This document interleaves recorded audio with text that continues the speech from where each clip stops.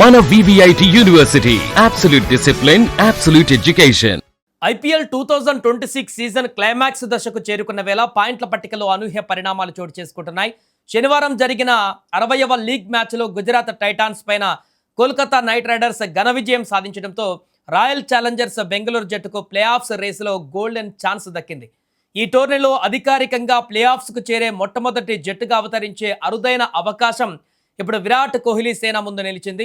ఒకవేళ కేకేఆర్ పైన గుజరాత్ టైటాన్స్ గెలిచి ఉంటే 18 పాయింట్లతో టేబుల్ టాప్ స్థానాన్ని కైవసం చేసుకుని ప్లే ఆఫ్స్ బెర్త్ను అధికారికంగా ఖరారు చేసుకున్న తొలి జట్టుగా నిలిచేది. కానీ కోల్కతా చేతిలో గుజరాత్ అనూహ్యంగా ఓడిపోవడంతో 13 మ్యాచ్లలో 16 పాయింట్లతో రెండవ స్థానానికి పరిమితమైంది.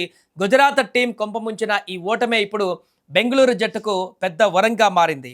ప్రస్తుతం ఆర్సీబీ 12 మ్యాచ్ల్లో 16 పాయింట్లతో పాటు ప్లస్ 1.05 నెట్ రన్ రేట్తో పాయింట్ల పట్టికలో అగ్రస్థానంలో కొనసాగుతుంది.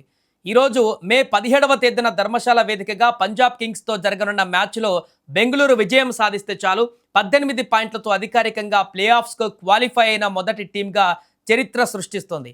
ఆ జట్టు పేరు పక్కన అఫీషియల్గా క్వాలిఫైడ్ అనే క్యూ అనే అక్షరం కూడా చేరిపోతుంది.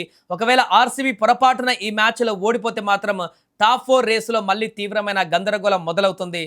మరోవైపు గుజరాత్ను మట్టి కరిపించిన కేకేఆర్ టీం తన ర్యాంకింగ్ను మెరుగుపరుచుకొని పాయింట్ల పట్టికలో 8వ స్థానం నుంచి 7వ స్థానానికి ఎగబాకింది. ప్రస్తుతం కేకేఆర్ ఖాతాలో 12 మ్యాచ్లకు గాను 11 పాయింట్లు చేరాయి. ఢిల్లీ క్యాపిటల్స్ను వెనక్కి నెట్టిన కోల్కతా రాబోయే 2 మ్యాచ్ల్లోనూ భారీ విజయాలు సాధిస్తే ప్లే ఆఫ్స్ చేరే అవకాశాలు మెండుగా కనిపిస్తున్నాయి.